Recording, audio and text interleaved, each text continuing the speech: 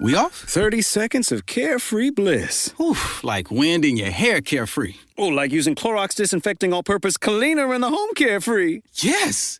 Like dog slobbing on the coffee table and cleaning it with Clorox carefree. He's on a roll now. Spit toothpaste on the faucet. You got it. You got it.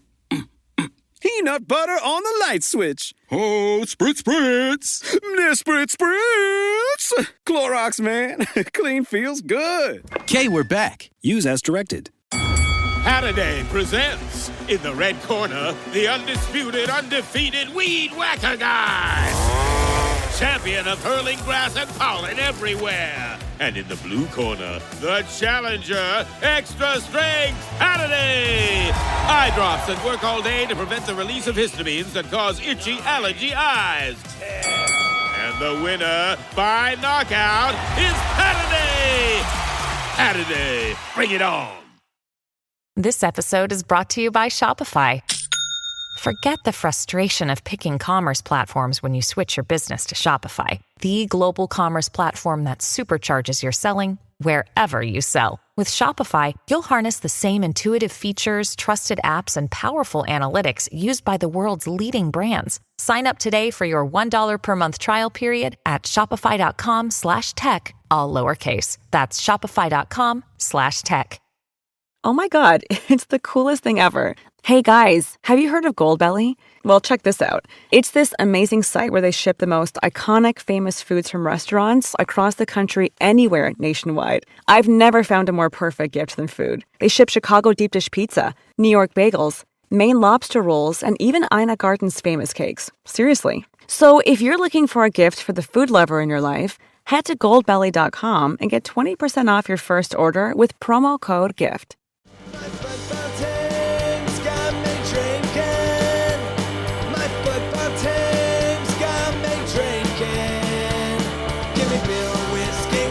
Anything to shake this mood I'm in. My football team's got me drinking. Back at it again with another episode of Shades of Blue. This edition is a little bit of a pull together as we have some news that Sporting KC dropped, Thad. 2 days in a row we have news. Player in, player out, former player maybe finding a home. Is that fair? Did I miss anybody? No, I think that was it. Honestly, I forgot about the news yesterday. I was just so focused on our now former player and our other former player. Yeah, goodbye Agata. I was trying to come up with some like pun rhyme for that all day, and my dad jokes did not really flow. He's a gotta go. He's a gotta gone. That was much better, I think, with my stuff on Johnny, though. Yes. We'll get to that later. All right. So yesterday, news was that Sporting KC got a player on loan, Santiago Munoz, through the end of the year with an option to buy. He's a striker, hasn't scored a ton of goals, but he's 22, turns 23 later this year, so not eligible for the U22 from Santos Lagunas, I think. Terrible at saying names. But anyway, what'd you think? I mean, I saw a lot of people hating on this. I'm not going to be a hater yet. Because it's just a loan. We're not married to the guy yet. If he scores in his first goal on his first touch, then maybe he gets an automatic 5-year contract the Sporting way. But I mean, he's young. That's all I can say. He's young. Yeah, he had a loan spell to Newcastle, I think it was, but he was injured for the first half of it. Didn't do much.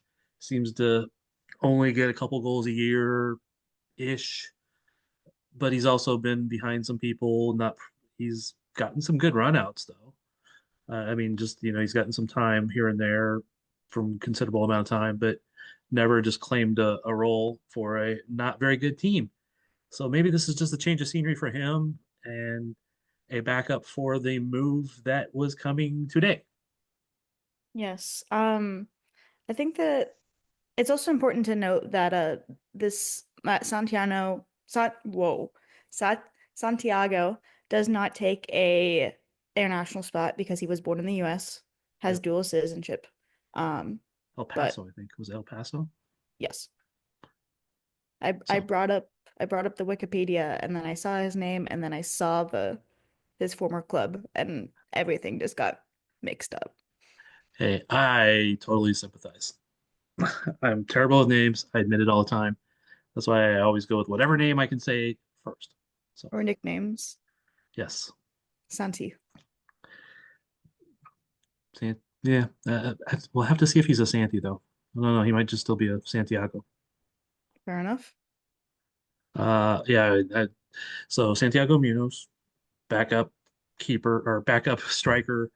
Obviously, he's not going to be starting over Jovic unless there's injury or they just need to rest him or something like that. And you still have Mason Toy as another striker. But that made William, upon first reference, Agata much more vulnerable, free, expendable. That's the word I'm looking for. Yeah, I think that the writing was kind of on the wall even since like preseason.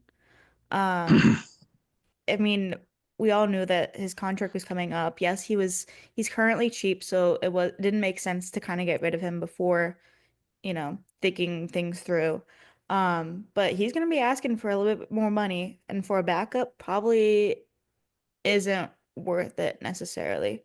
So I think we're at a good position where, and this deal is kind of crazy with, if he re-signs with Salt Lake, then we get another amount of GAM Yep. back. If they send him off somewhere else, then we also get some GAM. So we kind of worked the system in a way of that sweet spot of almost anywhere that he goes, we still get a portion. Yeah. Well, he could walk on a free and we get nothing, which is he's capable of doing here in the summer. He can sign and just go in the winter to wherever he wants. Right, but that's still 500,000 for Yes. that, which is Which pretty good. that's why we got the deal there. That was feels like a deal that may not have been made in previous years. I agree. I mean, I feel like the last how many months has it been since Allen? Like these just didn't seem possible, really. I know it seems like something's changed and it's been excellent. That should have been my background. I should have. So currently my background is John Pulse Camp on Zoom. I should have made it the GIF of Mr. Burns. Should have. It would because right now it's kind of the creepy John's staring right over your head kind of thing. And I know you explained why you did it earlier. I actually talked you into putting it back up there because you were embarrassed about having it up there in the first place, and it was a little weird, and you'd been joking with a friend before on Zoom. I get all that, but just now it's still kind of creepy. He's just like, it's like, I don't know, one of those 80s song, I'll be watching you and stalking you. And anyway, for a note, Carrie was laughing at those bad jokes. Yes, I was. Sorry, Okay. Cody, for not laughing into the mic. Well, yeah, Cody was like, hey, I'll be down for tonight. And then nobody responds except you. No, he also texted me on Monday. He was like, "You free on Wednesday?" Yep, not Well, here. no, he was off being with weird people earlier today, wasn't he? He was on stilts, wearing a feather hat. Yeah. So like we said, we know Jovic is the primary striker. Do you feel like it's a good enough deal to have Santiago as the backup and Toye? Why not? I mean, we have Mason Toy if, assuming that Mason Toy is still kind of in that third position, which he seems like he is for striker. But He might be up in the second position, quite honestly, it, it's true. because That's fair. he's come in almost as much as William has this year, right? Yeah, I don't know. I just feel like something about Mason Toy is are we gonna see him? Are we not gonna see him? They had that season ticket member meet and greet on the field after the Portland game, and I felt so bad because Mason Toy had like no one in his line, and so my sisters and I went up and said hi to him. Yeah, I've done that at those kind of things too. Nobody's talking to somebody. I'm like, hey, how's it going? You know, they deserve a little love. They're there, Yeah, they're practicing, they're working to make the team better. They're trying to do everything they can, whether or not they see the field, score exactly. any goals, whatever it may be. But yeah, so back to Santiago.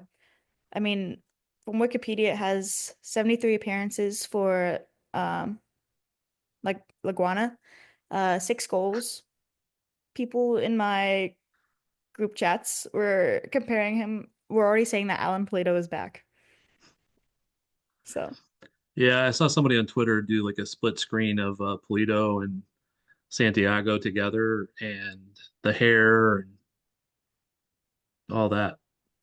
I will say I talked to my daughter and showed the picture and she went, hmm, as in maybe he's cute. I don't know. I don't really make that judgment, so she can decide that herself. Yeah, it's I don't want to say he's like Polito. Polito has scored a lot of goals in his life. He scored a lot of goals for Sporting, just in bunches and not consistently. So Santiago has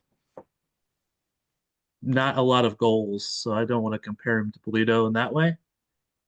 I'll just say maybe I should go into this with no expectations on this guy I think that's just the way we need to go the rest of this season. No expectations for anyone. for anyone. Like the last game was fun. 5 goals. They gave up 3. That's not gonna that is fun for fans, but it drives coaches crazy. So you know they're going to try to drive down the goals given up, which will probably lessen the amount of goals scored. I mean, no team goes through scoring 5 goals every game. Not even Man City, not even old Well, Barcelona. apologies to hop off the new players train, but I was thinking about this the other day with expectations.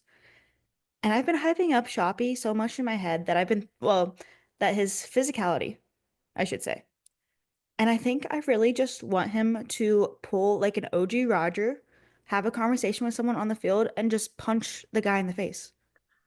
Okay, OG Roger never did that. You're giving me a look. Do you remember a time he just punched somebody in the face? Is Brad there a video? Davis, Open Is Cup. there? Mm, did he? Yes, there was a video. It Okay. was back when it was streamed on YouTube. And then people saw it a few days later, and MLS was like, we need to go back and discipline him. Yeah, well, Brad Davis deserved it.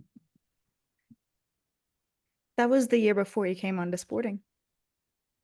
Still, he probably deserved it while he was Sporting.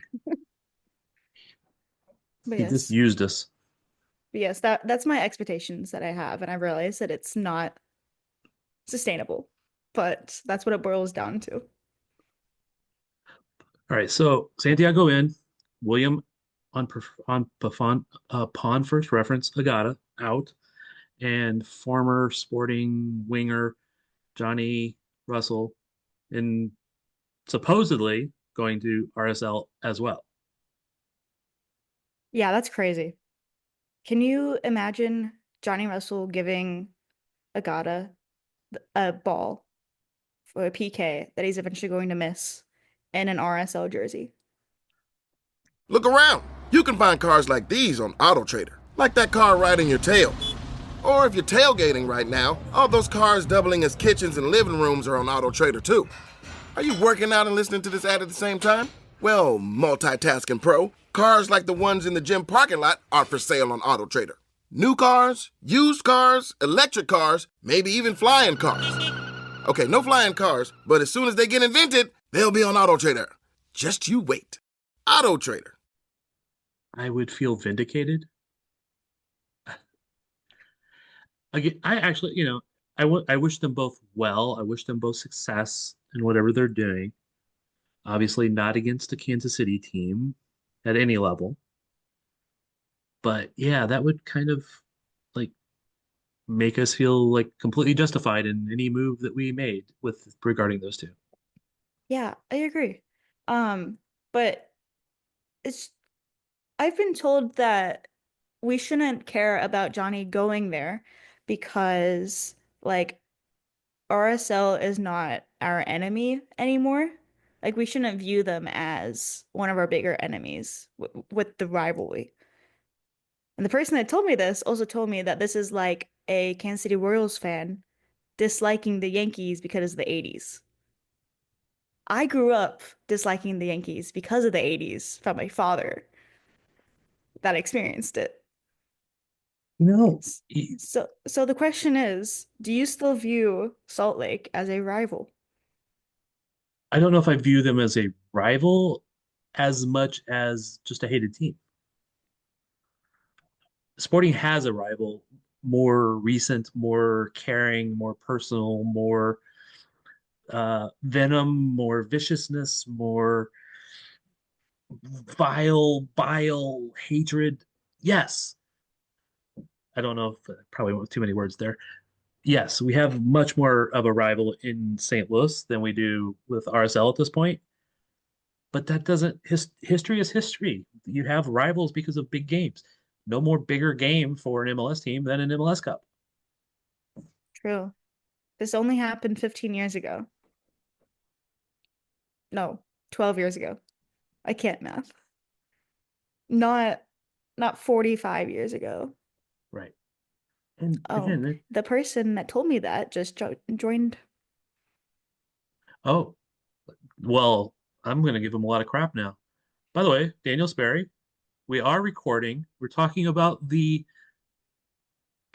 deadline, the window moves, and about Johnny possibly going because it hasn't been announced yet. So it's been reported by Bogart and presumed by many others. So I'm assuming it's happening. But I just was informed that you told Carrie, and I'm kind of just going on my soapbox here because he's on the other side of this little Zoom window, just like chugging stuff, eating stuff. He's like like mouth moving, no words coming out of it, and I just Trying know to him. trying to not eat. What's up? We're trying to finish eating. What's up? Well, that's fine, but I was just told that you told Carrie that she shouldn't consider RSL a rival or hate them. I did say that. What I You've a been think getting what you've a been getting crap dumbass for it. concept. you can hate me for it. Okay, here's my thought process on this whole Johnny Russell and now William Agata, of course, thing to Salt Lake is that that rivalry was always based on competitive rivalry that kind of blossomed, but in reality, RSL and RSL fans deeply hate Colorado and despise Colorado in the way that sporting fans feel about St. Louis. And they have for a while. That has been more of a thing between the two. Granted, it's a very one-sided rivalry, and I'd argue right now between Kansas City and St. Louis is a little bit one-sided. Congrats, you can win a few games at home, St. Louis, but that's about it. Um, but the They're still level of learning to play like soccer over there, man. They're still learning soccer. still learning soccer for a country. Wait, but they They invented it. they invented it. No, here before I don't want to dive down too many of the internet barbs back and forth here, but I'll say this: like I think the RSL Derby itself, and even as St. Louis came online, was so rooted always in this like hate for Kyle Beckerman and this dislike. David Ochoa was a player that brought that back in like 2021, right? Damir And Kreilach, an obnoxious player. and they Um, hated Roger Espinoza. they hated Roger Espinoza. They hated Graham Zusi. They hated Sporting, despite the fact that Graham Zusi and Kyle Beckerman are actually great buds. Um, seem like they would be great buds. I'll say that. They seem like they are Why would perfectly why would don't anybody care hate about. Zusi? He's a nice guy. And from all accounts, Kyle Beckerman is a very nice guy off the field. Not that annoying on the field for a lot of people, as was Roger Espinoza. Beautiful human off the field. On the field, pissed a lot of people off. But anyways, before I go to, I've already rambled long enough here, but my whole point on this thing is like I think like the St. Louis thing has trumped any other rivalry that Sporting has had, and the RSL thing, I don't think fans should feel that gross about because in reality, this is like a Chelsea player going to Tottenham or vice versa. This is not Arsenal to Tottenham. This is not even it's like Manchester United and Leeds. That used to be a rivalry. That was a competitive rivalry in the in the early 90s. Um, but now you cross to Liverpool, you cross to Manchester City, you're purely hated. No one cares about Leeds. Leeds sends and Man United send players back and forth all the time. So like I think like looking at those kinds of things, like for me, kind of how I like evaluate that rivalry going forward. I'm sure there's still some feelings. Obviously, that RSL is still a game that fans circle, and I think I will too for a while, especially if Johnny Russell were to sign there, and especially now with William Agata there. But yeah, I don't I think Sporting fans have moved on to a deeper hatred of St. Louis than anything. All right, so just for the record, if you'd have joined like 3 minutes earlier, you would have heard that I was saying they're not as big of a hatred as St. Louis is. That doesn't make them not a rival. It just means they are not the number one hated rival. I think that's probably where I land on it. I Yeah, think it just there's took a you. lot of They're more than a other they're more Western Conference teams that we'd rather see players go to before it hits Salt Lake. Okay, so in fairness though, to this whole, I'm going to flip to the other side of who are this. those teams? Sorry, Yeah, Thad. who's those teams? Like, what team do you go? "Ah, I wouldn't mind if Johnny went to them and then played really well." Portland, San Diego, either the LAs at the moment. Well, Colorado. there's a longer history with LA Galaxy. Portland has the double post game that we've gotten screwed out of, and there was a playoff game here where we got screwed out of. I don't know. I San just Diego, yeah, I'll give you San Diego because there's no hatred for San Diego because they're a nothing. They're a non-entity at this point as far as history. They have no history. So yeah, I could find a reason to hate every other team. That's a pretty good hater. I'll just say that. Um, I have history, man. I'm old. I'm cranky I think Vancouver. old. Get off my damn Western Conference lawn, man. actually, personally, I think given the whole Tim Melia thing and um and the way Sporting went about that after the fact, especially Johnny, with that celebration against the Galaxy, um, I think like the Sounders are the one team that are like a team that like actually between St. Louis and RSL, I think you would never want to see Johnny Russell in a Sounders shirt, more so than an RSL shirt because Johnny had pure ownage on them forever. He had a hat trick on them. He was the guy who scored the goal, the only goal that knocked them out of the playoffs for the only time they've missed the playoffs in their club history. Um, like there's those things to this, and like I think Johnny always got up for the games in Seattle, and I think like I had heard that might have been a potential spot for him, and I think that would have been one that I think if you're a Sporting fan, you probably feel more gross about that than you do RSL at this point. I think that's everyone else. Like I don't really care about like Minnesota. It wouldn't have moved me. He doesn't fit that system. Minnesota women hilarious. We went to a bar for the game and we could not even speak his name because they hate him that much. He has done a number on their club. Yeah, and as far as us hating RSL, they hate us. I mean, it's mutual. I went to troll their Reddit. Well, I went to read their Reddit. I won't say troll because I didn't post on there, but I went to read their Reddit, another page, and it was like, we can't. No, no, not Johnny. Screw that guy. Blah blah blah. And they just kept hating on him. I'm like, Johnny's a nice guy, man. What's your problem? I saw hating on him for his age.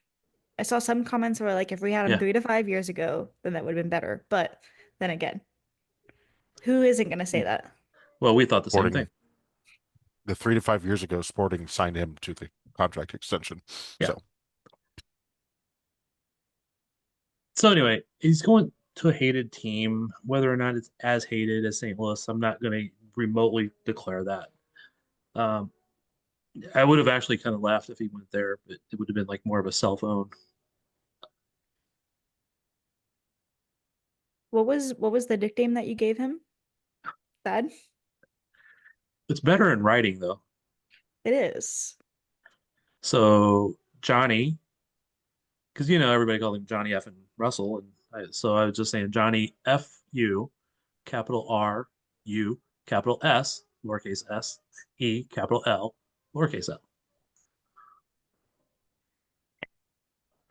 Daniel's trying to still imagine in his head. I'm just unamused at this point. I Sorry. can't lie. I kind of focused more on the Johnny F. U. Russell, and I knew that they were capitalized for a reason. I just didn't go into it and think about it that much until now. It's why it was better in writing. Yeah, but But I didn't get it until now. you also have a creepy John Pulskamp looking over your shoulder. All right. Before you got here, Carrie and I were trying to just quantify that this was how good of a move this was. 500,000 in GAM, possibly 350,000 more. Sell on percentages if they manage to sell him on to somebody else, et cetera, et cetera. But just getting him moved to someplace, maybe it'll be good for him, and getting somebody in here who might have a chance to prove themselves. So Yeah, good business, good business.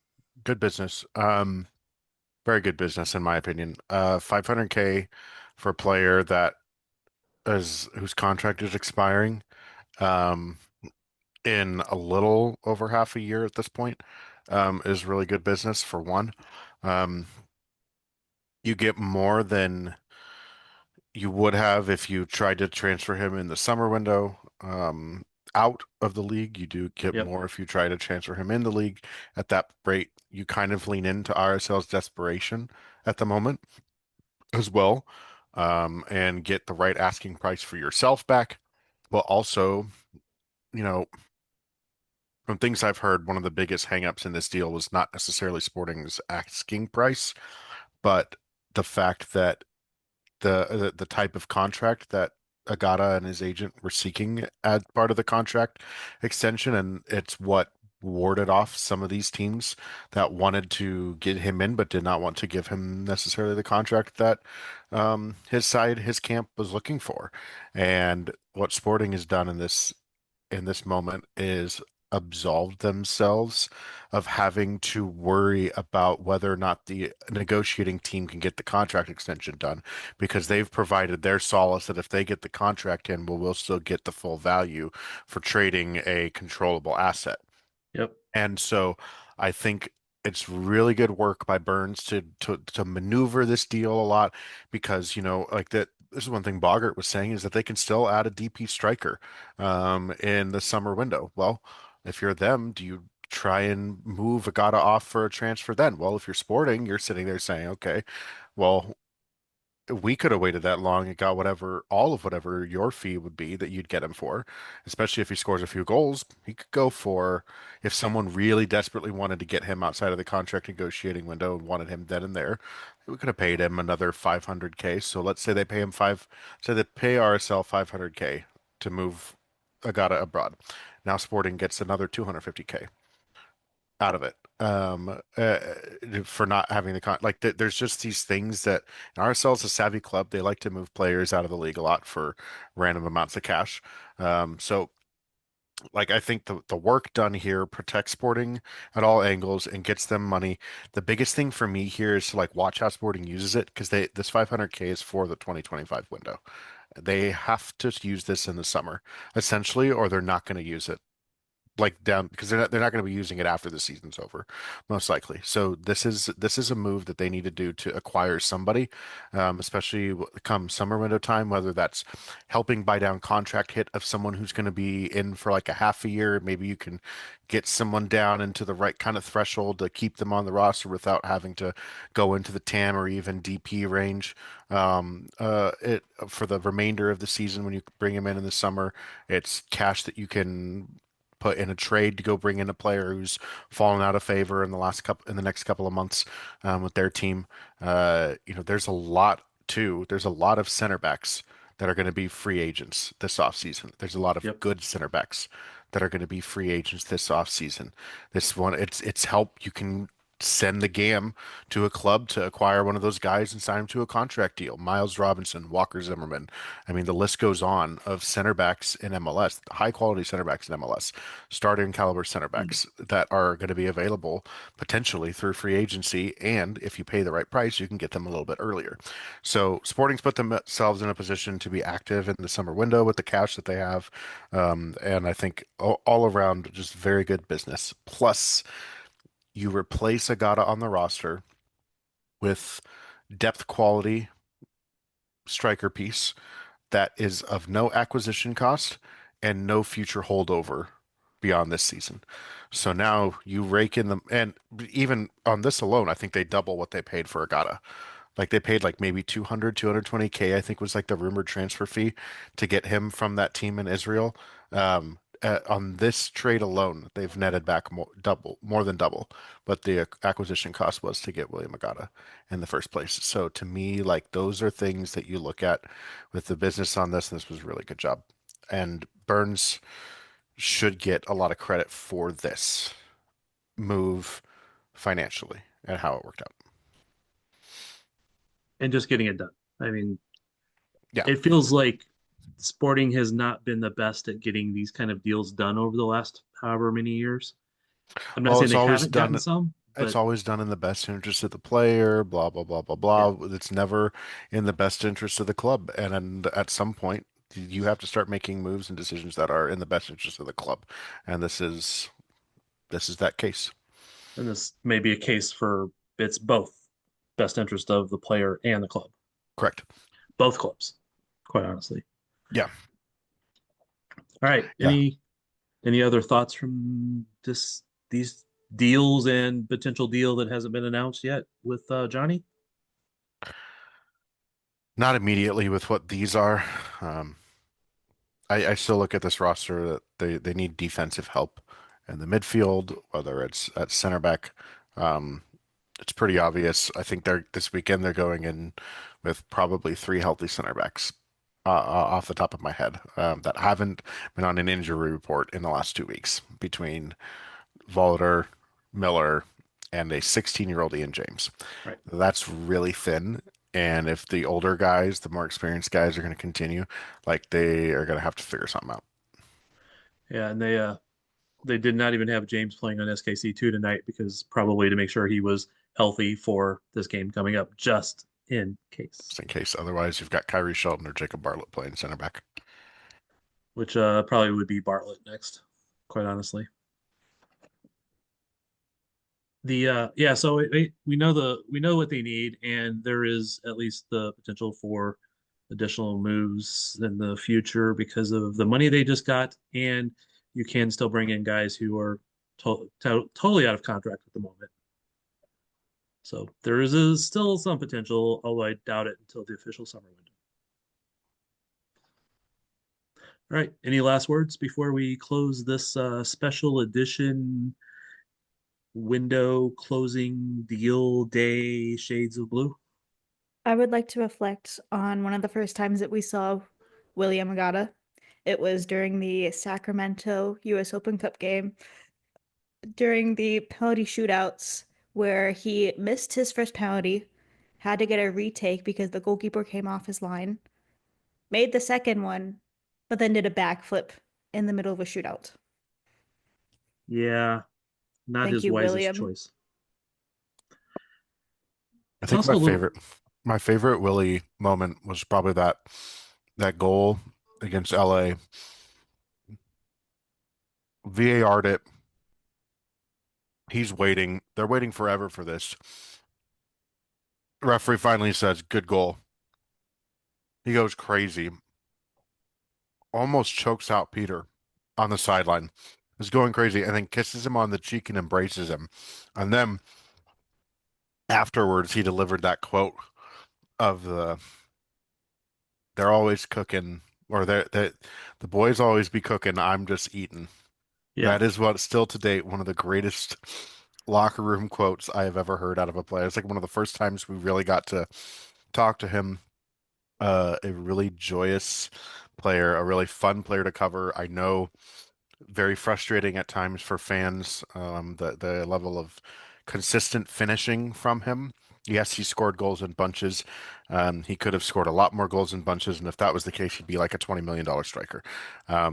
So there's a reason why he's going for what he is, but he was still a very good player, a very fun player, and wish him the best of luck. Yeah, he's definitely one of those players. If you can feed him a lot, he will score. If you don't feed him a lot, he's not reliable, consistent, clinical kind of guy. But super nice guy. We've talked to him however many times. I saw him at the Comets game one night. Just chatted with him there. He's a really good guy. And yeah, it's a little sad on one hand that the guy who celebrated by running over and jumping in his coach's arms and hugging him and kissing him and the coach are both gone now. But that is life. That is soccer. That is football. That is business. And I think we are out for this session. Sporting.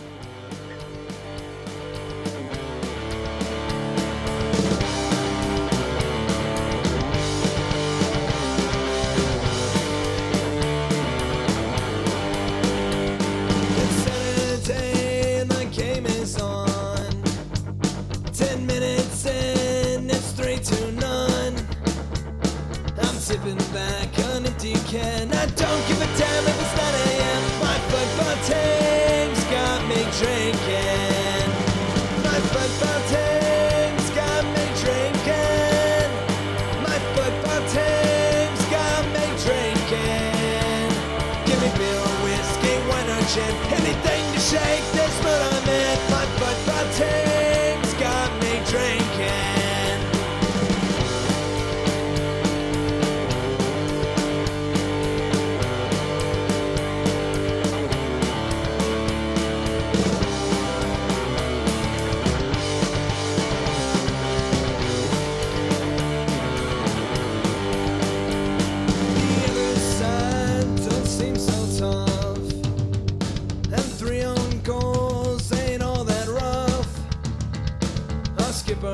Just been sent off. Supporters strong have all gone soft. My football team's got me drinking.